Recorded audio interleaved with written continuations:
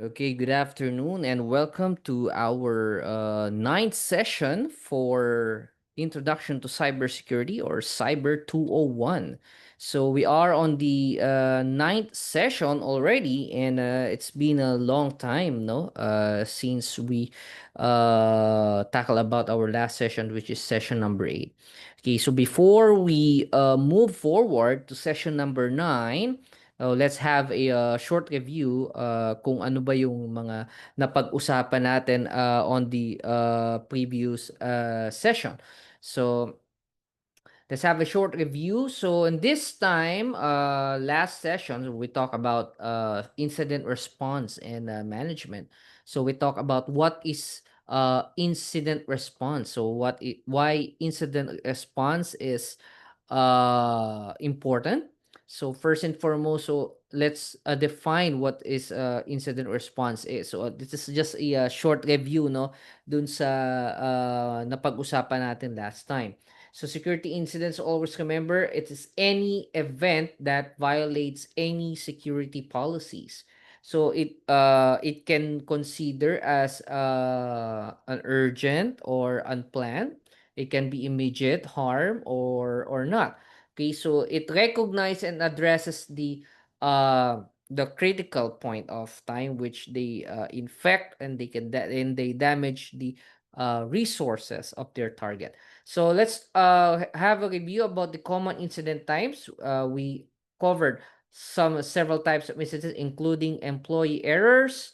Okay, employee errors, which unintentional mistakes that can cause vulnerabilities. Okay, it can be also unauthorized acts by employees, so which also we talk about like insider threats, no? So we talk about like that. Okay, so we also talk about external intrusion attempts. So these are attacks that's coming from the outside source or outside threat actors. So also talk about virus and harmful code attacks. So these are the malware that is designed to disrupt or compromise the operations of the business. Okay. We also talk about the unethical gathering of competitive information or what we call the corporate espionage. Okay, so ito yung ano no, yung pangi-espiya, no, or they try to steal any proprietary data to use it in an unfair advantage. So we talk also about the cyber incident response team or CERT. So this is what we call the dedicated team to respond, no, with knowledge or the defined policies, procedures to provide no incident management. So to have a great incident management, so let's talk about the communication plan muna. Yan. So, yun ang unang-una sa lahat. No? Before they respond to a cyber incident, so kailangan merong malino na communication plan. So, dito papasok yung proper communication sa mga stakeholders during the incident and how they will manage the cyber incident or the information, no? How they will spread that into the public. So we also talk about stakeholder management, which is to when this is talks about identifying and communicating appropriately to the stakeholders. Such cybersecurity incident has happened in your office. Okay. We also talk about ito, incident response plan. Okay, so this is what we call the planning, okay, or the guide to any actions that will going to partake such a cyber incident that's happened. Okay, we talked about playbooks. So these are the what we call the checklists. Since magkaroon man ng cyber incident, so we have our checklist to check and to verify. So ano ba yung mga dapat nating gawin, no, kapag there is such a cyber incident that's happened, no, dito sa ating office. So we also talk about and discuss disaster recovery exercises. Okay, so we talked about preparedness and we discussed the different types of disaster recovery exercises, which is number one, yung tabletop exercises, which is mag-gather kayo sa isang uh,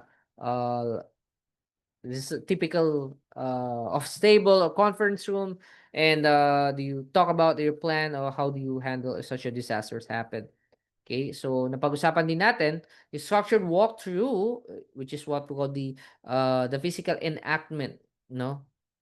Or tinatawag natin na mock disaster scenario. So we talk about the simulations. Okay, so dito na papasok yung mga external, no, na mga resources, no, na pag-usapan natin on how, no, they're going to target our systems, but syempre may kontrata yan. So dito na papasok ethical hacking or penetration testing. Okay, so we also talked about the factors that will affect the incident management. So what are the several factors, no, that will influence and how we're going to prioritize and manage those incidents? Okay, so first is we must uh, verify the integrity of the data. So gaano ba kalaki ang value ng data na pwedeng mawala should a particular cyber incident that's been occurred. So we also talk about the downtime. So ilang oras, no, probably magkakaroon ng downtime or disruptions doon sa business processes. Okay? Also talk about the economic or publicity. So this is what we call the costing, no, on the short-term cost of the what we call the effect of the cyber attack, no? Ano ba yung mga cost, no, pwedeng uh, mangyari or magiging gastos should we have a damage or some systems are being affected.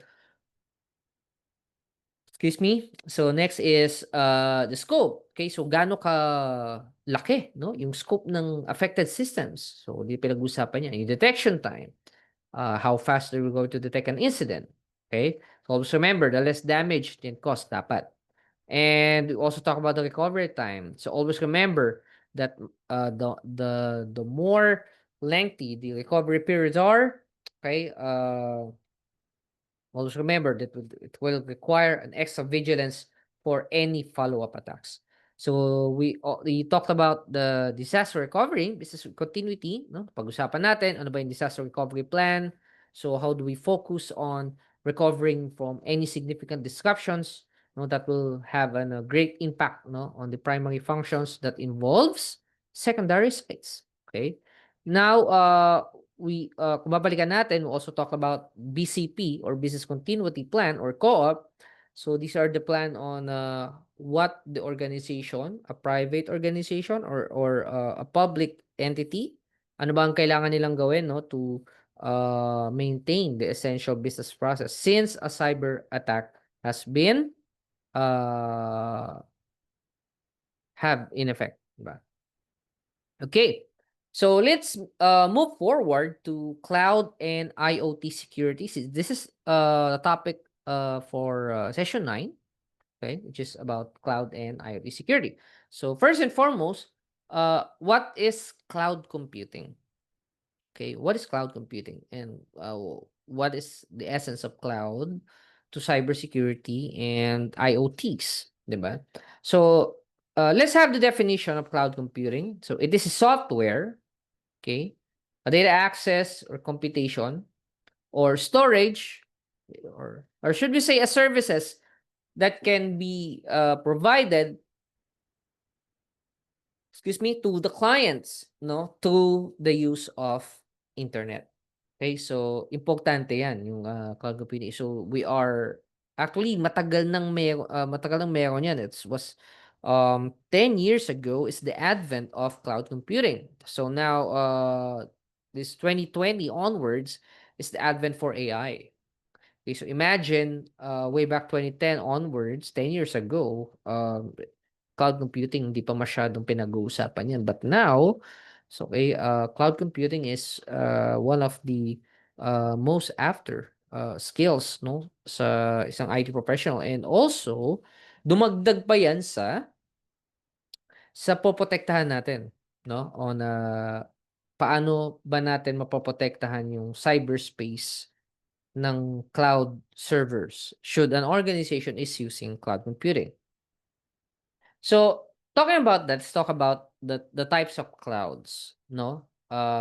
What are the different types of cloud? So we have public cloud. So when we're talking about public cloud, so this is a cloud that can be accessed, no, by anyone. Okay, ang example of a public cloud is Gmail. Okay? OneDrive, G Drive or Google Drive. Okay?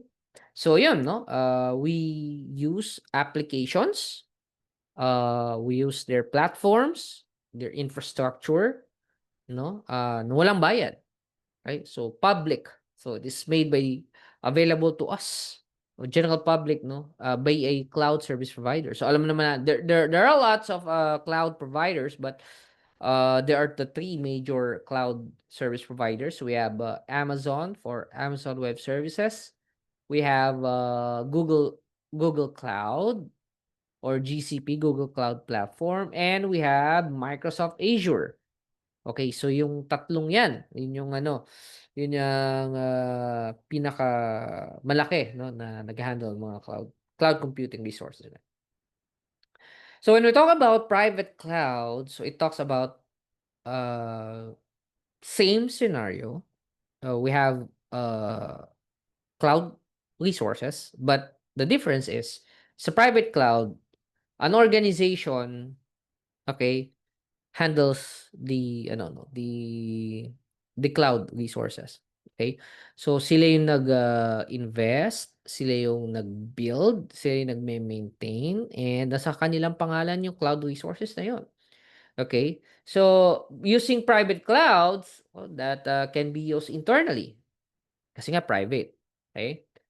So the expenses and expertise required to implement typically hosted externally by a third party. Excuse me. Or if you are a cloud certified individual, so you also are the one to manage this. Diba? So community cloud. So when we're talking about community cloud, so community cloud is designed, to shared by several organizations. So like for example, there are a community of hospitals, there are community of universities, there are community of IT professionals, no? So in short, yung cloud resources na yon, silang community nagbabayad. So the access on that particular cloud resource ay sa kanila lang. Okay, it cannot be shared by anyone. Sa kanila lang 'yun. Okay? So the infrastructure, all of the costs that you can that handles cloud computing. So sila no ang talaga nagma-manage ng hawak mo. Hybrid cloud. So what's hybrid cloud? So hybrid cloud is just a combination of any of the three types of uh cloud, no? So we have public, private, okay, and we have community. Okay? So depende 'yan sa ano 'no, depende sa organization kung ano yung gagamitin nila. It's either a combination of public and community or private and community cloud. So it's up to them, 'di ba? So what are the challenges of cloud security? So what are the challenges of cloud security? So una sa lahat, ang challenge sa cloud security because um cloud is not like a traditional infrastructure. Okay? So ibig sabihin, lahat ay based sa internet, lahat ay based sa network. So the attacker, no, they can find intrusions, okay, sa isang particular cloud service provider, and it can be difficult, no, as the network is out isolated from the outside world. Hindi kasi natin alam. And what I mean is, like for example, if dito sa Pilipinas kasi is we have an Azure data center in Amazon Singapore. So if our region, kasi Pilipinas is part of the Asia Pacific. So if we avail for a cloud service and these data are to be found out na kailangan ilagay siya sa nag-process sa Data Pacific o Asia Pacific. So we have a data center sa Asia Pacific, which is Singapore. Should an attacker find a vulnerability to that data center in Singapore, so the question is, what server is there at anong server ang ina-attack nila? Isolated yan eh. So we don't have the power to monitor that. Okay. Kaya mas tumitindi yung pagpoprotekta sa cloud, lalo na kapag nasa cloud provider ka. So need uh to check and balance. So on what are you going to prioritize defending, 'di ba? So another thing is yung internet connection, or should the hacker has a tool that that uses to stole a password and uses hashes or SSH keys, that can cause a breach. Okay? So any lack of oversight doon sa data center na yon or a cloud service provider, it can dramatically increase the risk of the risk that the organization will take. Okay? So with that in mind, pag-usapan natin, what are the different cloud security controls that we need to, bina natin na we need to have to know to defend the cloud. Okay? Number one is high availability access zones. So high availability access zones. So dito na papasok yung kanina kasi 'di ba sinabi ko sa inyo merong isang data center. However, this is sa pagpoprotekta sa data center ng isang cloud. So they have what we call high avail access zones. So most of the data dun sa data center na yon, so merong replica yon sa other regions. Okay? Sa 'di ba we have Asia Pacific, they have pinakamalapit is we have Australia. Australia is isa, excuse me. Australia pala is part of Asia Pacific, no. So probably nasa Middle East. Okay? So may mga ano yan, no? May mga data centers sila connected to each other and have replica of our data. So nababack up, no? And should a disaster happen, they can pull up the copy of the data as been stolen or damaged. So dito papasok naman what we call the resource policies. So yung mga policy na 'to, it will state, kung anong access level ang ibibigay sa inyo. So katulad lang sa on-prem, 'di ba meron tayong user account, meron tayong user group. So kung saan ka pabilang, kung ano yung work mo, so doon ka bibigyan ng access level. So sa cloud, we're talking about resource policies. No? Sa resource policies na to is dito ibibigay sa iyo ng cloud admin kung ano lang yung access mo dapat sa network resource. Okay? So, syempre, base sa sinasabi dito sa slide natin, this is crucial for resource management and auditing. Kaya nga pasok na pasok dito yung tinatawag natin na principle of least privilege. Secret management. So, what's secret management? Okay. Secret management is like creating a secure application, a secure vault para sa mga cryptographic keys, mga token, password, and secure shells. Okay. And other privileged accounts, mga elevated accounts, no?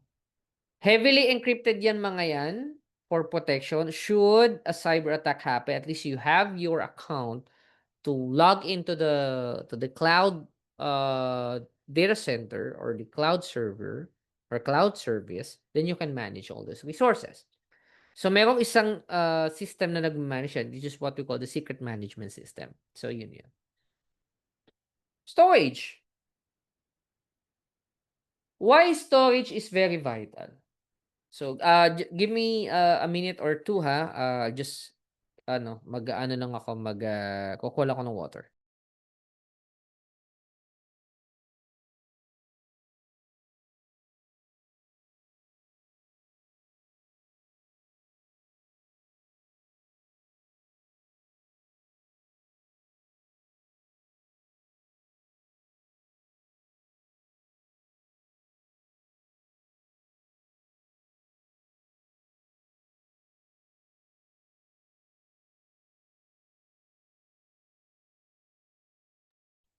Okay, and I'm back. Alright. So, storage. So, sinasabi dito 'no, that it is very vital. Oops, sorry. It's very vital that the data held in the cloud storage is highly available, and those who are authorized can access the data via secure storage. So, meron silang centralized storage for that. So, kaya kapag, na-access natin yung mga resources na yan, in a secure environment, 'no? So, those cloud, storage dapat laging avail yan, kaya yan yung malaking tiyak sa kailangang protektahan. With the use of permissions, yan. So, any users that have a storage identity, okay, so meron sarili silang ano, iba't ibang storage group 'no, para ma-access nila yung resources, at kada storage group na yon meron silang, rights 'no to, access the data, or to process the data, to transfer the data. 'Yun, okey. So, maraming ano 'no, maraming mga, katulad ng on-prem, may mga permissions doon, katulad sa cloud mas marami doon. Kasi mas maraming resources kasi ang mina-manage mo kapag nandun ka sa cloud. Dito naman papasok na yung encryption. So, when you're processing data inside the cloud, kailangan encrypted 'yan, okey? So, pasok sa cloud security control yung encryption, because if we do not encrypt our, data 'no, when we are managing cloud, okay, so madali siya ma-compromise. So, sinasabi dito that we can use symmetric encryption, okay, since it has a large amount of data, okay? AES-256 encryption standard daw ang kailangan nating, gamitin. So, always remember that, if we're, using, symmetric. Okay, so we're using cryptographic keys. Replication, ito actually nabanggit ko na 'to kanina. So, katulad dito sa Pilipinas 'no, lagi tayong binabagyo, kaya anticipated na 'yan. Katulad nga nito, may bagyong Nando, malakas. So, buti na lang sa hindi ko naman sinasabing mabuti 'no. What I mean is, mas ready kasi ang norte sa pagtanggap ng mga bagyo 'no. Kaya kaya naman, mas handa sila. So, however, within Metro Manila, and, ano, alam niyo na bahain tayo, konting ano lang, bagyo lang, babahain. So, dahil doon sa mga yon, so we always take into consideration the replication of our data sa cloud. Okay, should our on-prem, kasi meron kasing mga setup na hybrid. We have combination of on-prem and cloud. So, with that in mind, so the multiple copies ng, data is kailangan for redundancy. So, should, our organization cannot hold an office, so once na makapag-setup tayo ng bagong office and we have access to the internet and we have access to cloud, we can resume the operation.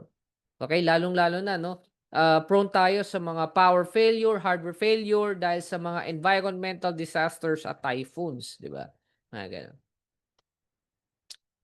Now, let's talk about networking in the cloud, okay? So, networking in the cloud, when we're using a cloud environment, so we must ensure that our networks or virtual machines are protected against any cyber attacks. So, dito na papasok itinatawag natin na virtual private cloud, 'no? May "Sir, may VPN ka na, may virtual private cloud ka pa." Yes. So, pasok yan sa networking sa cloud. So, what is a virtual private cloud? So, virtual private cloud is a virtual network, no? So, virtual network yan, no? That consists of shared resources do sa public cloud na kung saan dun mo ma-access yung virtual machines mo. Okay? Na na pwede ring gawing setup din ng mga private companies that their cloud can be virtualized, their private cloud can be virtualized, okay, so that it can have a more robust protection against any hackers, 'di ba? So, another thing na kailangan din natin pagtuunan ng pansin, kaya nga napapansin ninyo, 'di ba, sa networking meron tayong public and private subnets or subnetwork. Importante 'yan kasi if we do not subnet, even our networks in the cloud, okay? Those are also ano pa rin, no, prone to cyber attacks pa rin. So, hindi porke cloud tayo and just do a flat network, no? So, hindi naman puwedeng, gano'n. So, public and private subnet is a must because this can be accessed via the internet, okay? And the access methods can, go to private subnets through a NAT gateway, then papuntang internet gateway to have access to internet. Nakita niyo kung gaano ka-robust yung ano 'no, yung, paglalagay ng private and public subnet. So, hindi sila basta-basta nakakalabas ng internet to our, internet gateway. Dadaan yan sa NAT gateway dun sa virtual network ninyo using the cloud. And then saka pa ilalabas kung papayagan ng internet gateway niyo, sa kanya ilalabas yung traffic. Otherwise, kung hindi niya ilalabas yung traffic, ida-drop niya yun. Okay. So, bakit kailangan i-drop? Siyempre for protection para hindi gaanong maka-penetrate yung, ah, kalaban dun sa ating private network. So, kaya nga tayo nag-create ng subnets, 'di ba? Okay. So, sa private subnets, okay, so tatlo ang pwede nating, gawin. So, we have, the common network sa cloud, we have the NAT gateway, and we have the internet gateway. So, yung virtual network sa loob, 'di na natin pag-uusapan 'yun, alam na natin 'yun lahat. Ang pag-usapan natin, "Sir, bakit may NAT gateway pa?" Okay. So, ano ba yung NAT gateway? So, a NAT gateway, so it gives us or it allows us, no, lahat ng private subnet natin ay makapag-communicate sa other cloud services at sa internet. Okay? But the good thing is, it hides the internal network addresses from the internet users. So nakita niyo, parang we are browsing the internet and we are browsing the network privately na, but anonymously na rin because of that NAT gateway. Okay? So sa public subnet naman, so when we're talking about public subnets, so these are the subnets under the VPC that has a direct access to the internet. So any public facing web servers like mga web server na merong download na kailangan mag-download ng mga device drivers or other resources, no? So dito nakalagay 'yan, no? So with accessing public network, so you still need to have a VPN connection pa din. Okay? So, para magkaroon ka ng secure connection sa iyong virtual private cloud. So, "Sir, akala ko ba secure na yung virtual private cloud?" Sa sinabi mo kanina. Siyempre, hindi pa rin. Hindi pa rin tayo gaano ka-sure. But, at least you have a triple layer of protection if you have a VPN connection. Because it encrypts your traffic and it encrypts your data when you are traversing via the internet. 'Di ba? Okay. Segmentation. Sir, bakit parang ilang beses mo na nababanggit sa'kin 'yan? So, again, paalala ang gamot sa taong nakakalimot. So, most of the IT professionals forgets to segment their network. even they are in the virtual private cloud already. Okay. So with that in mind, any security services, okay, or any cloud services that are permitted for access and accessible for any other virtual private network sa loob ng virtual private cloud mo, okay, sa loob ng zone na yon ay controllable. Okay? Bakit? Because you segmented it. Hiwa-hiwalay na network traffic. Okay? Just like you're segmenting your network, this is like the application, lalagay mo lang sa cloud. Ganun lang din siya. Okay? So, di ba, madali lang yung ano natin, yung discussion natin. But after that, I'm going to demonstrate to you uh, yung susunod na gagawin natin. Alright, so in summary, pag-usapan natin, ano ba yung mga napag-usapan natin or this, this afternoon. So, we talk about the cloud, no? Cloud computing. So, always remember that cloud computing that delivers any hardware, software, computation, and other storage devices over the internet. So, we covered the four main types of cloud deployment models. We have the public cloud, so general public. We have, private cloud, a cloud that is dedicated to a single organization. So we have a community cloud shared by several related organizations or communities. And we have a hybrid cloud. So combination of different cloud environments. We also talked about cloud security challenges. Okay, so always remember yung key concern sa mga napag-usapan natin is to prevent any potential hackers to have an connection with our cloud resources and to store credentials for that. Kasi hindi naman nila basta-basta mapepenetrate ang mga data centers because the security is so robust. Okay? So, to prevent that, we talk about cloud security controls. Okay? So, pinag-usapan natin yung iba't ibang controls yan, which is yung implementing high availability access zone para sa mga data center, applying resource policies for defining access level ng mga users, any specific resources that they have. Okay? Applying the principle of least privilege. Okay? So, we also talk about secret management.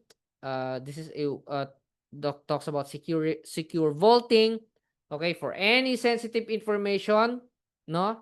Like keys. Isa ko napansin yun. Cryptographic keys, tokens, cryptographic passwords, okay. So also talk about storage security to ensure high availability for any restricted access. And we also talk about the permissions. So we're going to permit those users that implement storage identities, diba? We also talk about encryption, no? Kailangan natin lagyan ng encryption, no? Yung data natin, no, when we are using our cloud environment and cloud resources. So data replication for redundancy and maintaining multiple data copies. Okay. So sa networking the cloud, so dito naman papasok yung how do we protect our cloud network. So by creating a VPC to isolate the virtual networks to a shared public cloud environment. Another thing is creating a public and private subnet to segment the network, implementing NAT gateway to enable us to have a private subnet to access the internet without direct exposure to our cloud servers. Okay. VPN connection for securing connections to virtual private cloud and network segmentation by implementing a strict rules to control the network traffic between the different zones sa ating cloud. Okay. So, next natin gagawin is I'm going to demonstrate to you how you're going to secure your IoT devices. Because IoT devices is a big thing. Marami na niyan. Okay, so we have smart devices. Any devices that you can connect to the internet is considered an IoT device. Okay, so with that in mind, okay, so just going to pause this video and going after that, I'm pulling up my resources and going to demonstrate how do we secure an IoT device, okay, using a secure IT devices using Cisco Packet Tracer. Okay? So I'll be right back, and then after that, demonstration na tayo. Okay?